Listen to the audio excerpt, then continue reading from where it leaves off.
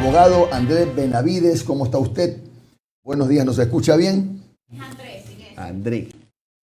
Buenos días, estimado Jimmy, un cordial saludo para todos, le escucho perfectamente. Muy bien, a ver, abogado, tenemos 3 o 4 enredos jurídicos. Quisiéramos comenzar con su opinión sobre el caso Yunda, más allá de que nos simpatice o no nos simpatice, usted sabe que el tema es estrictamente jurídico.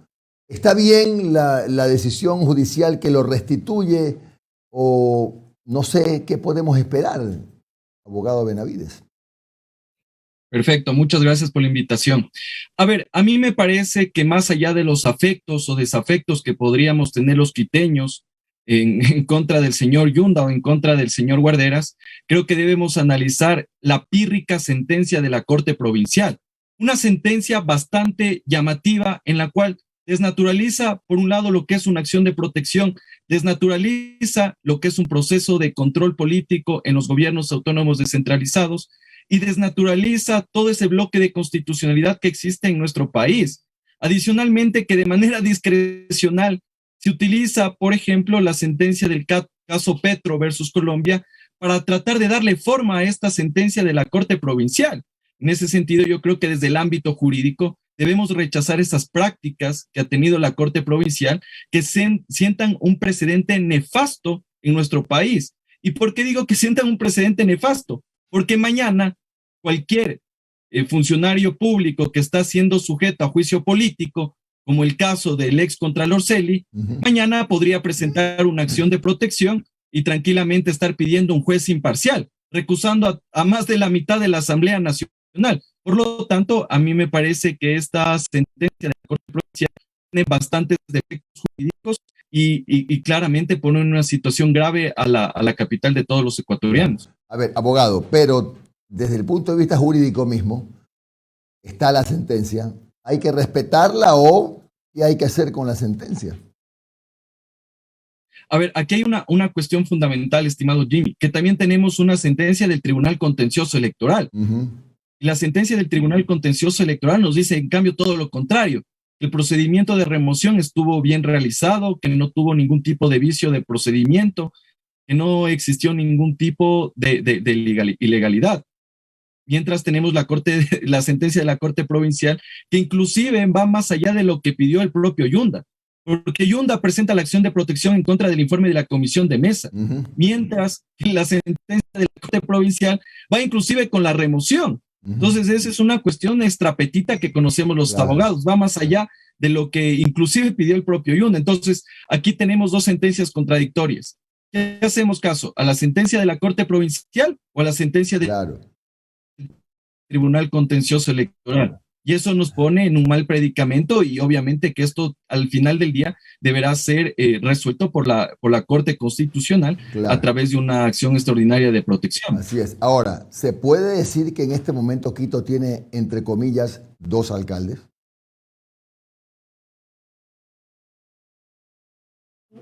Justo en la pregunta. Ya, ahora sí. Hay un pequeño problema con su... ¿Se me escucha? Sí. Ahora sí, diga. ¿Quito tiene 2 alcaldes entonces? Claro, en esta situación nos encontramos, Quito se encuentra con 2 alcaldes, porque por un lado tenemos la sentencia de la Corte Provincial que reconoce a Yunda como alcalde, y por otro lado tenemos la sentencia del Tribunal Contencioso Electoral en el cual reconoce a Guarderas conforme al procedimiento de subrogación. Entonces, evidentemente, esta situación ha sido allanada justamente por el abuso de la acción de protección. De acuerdo al artículo 40, numeral 3 de la Ley de Garantías Jurisdiccionales, expresamente dice que no puedes utilizar una acción de protección cuando existe un mecanismo idóneo y eficaz en la justicia ordinaria, como fue la consulta en el Tribunal Contencioso Electoral, justamente para evitar estas sentencias contradictorias.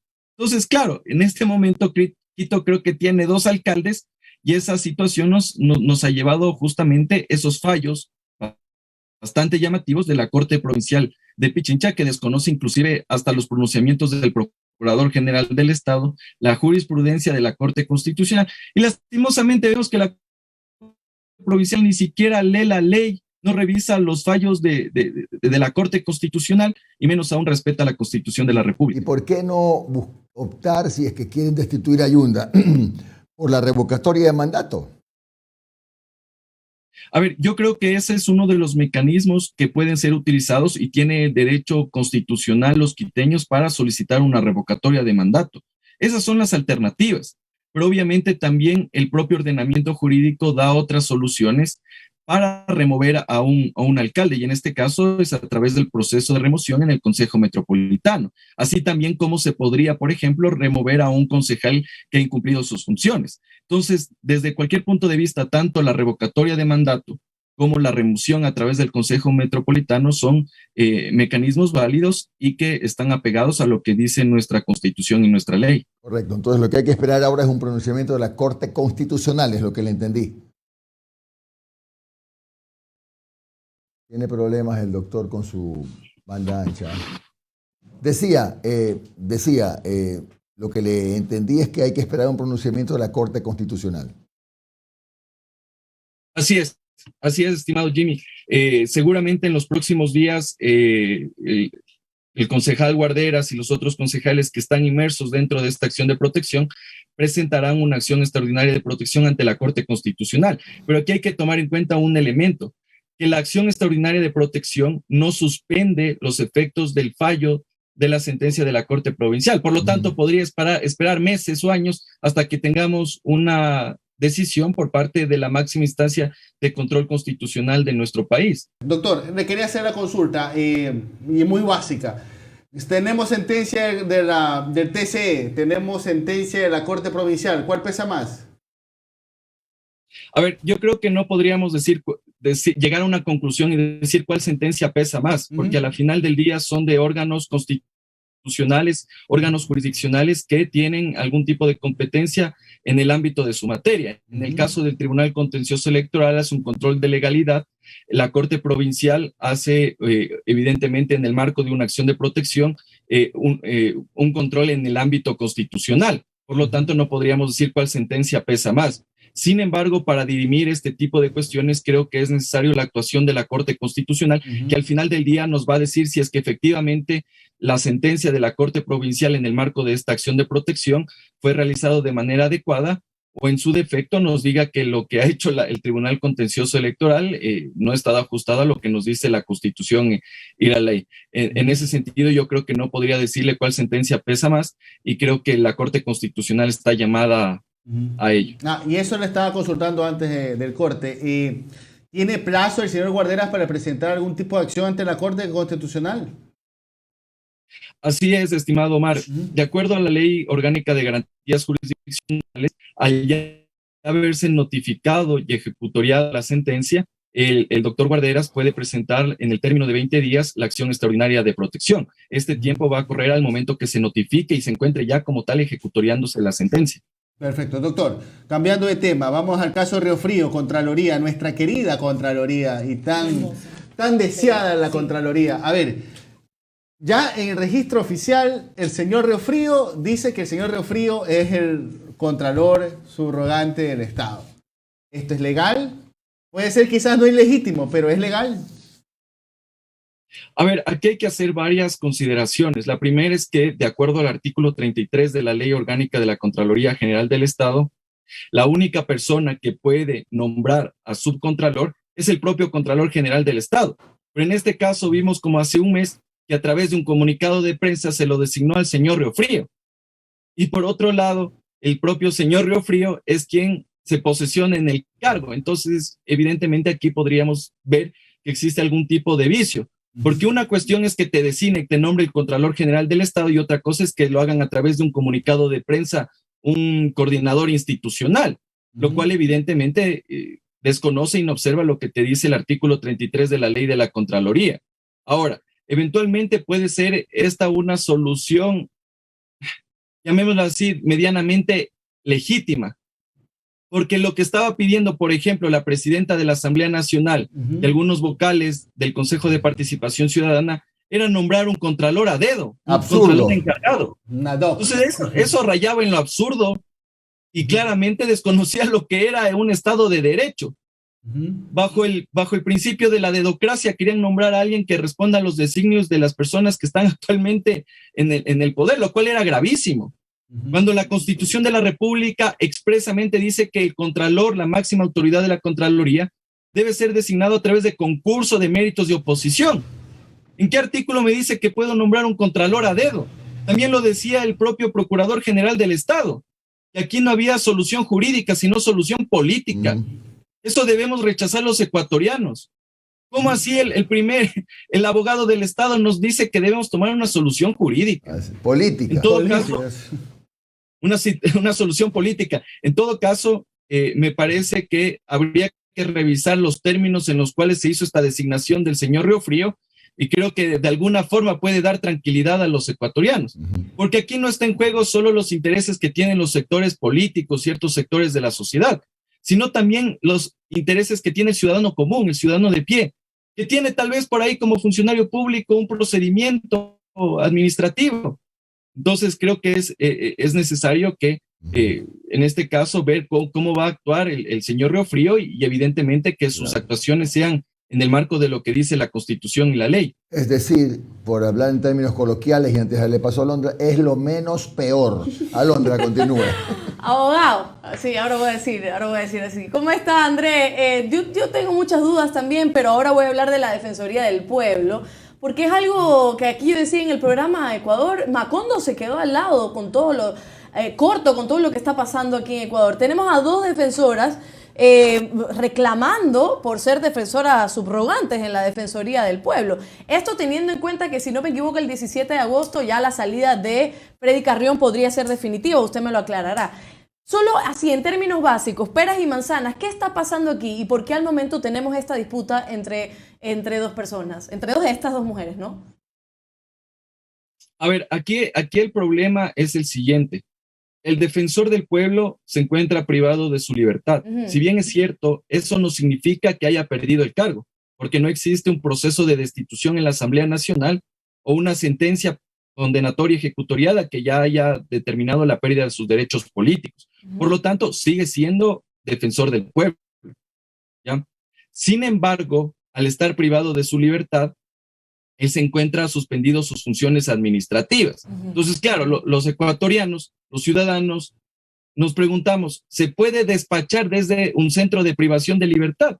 Y la respuesta es no, porque se encuentran suspendidas sus funciones administrativas.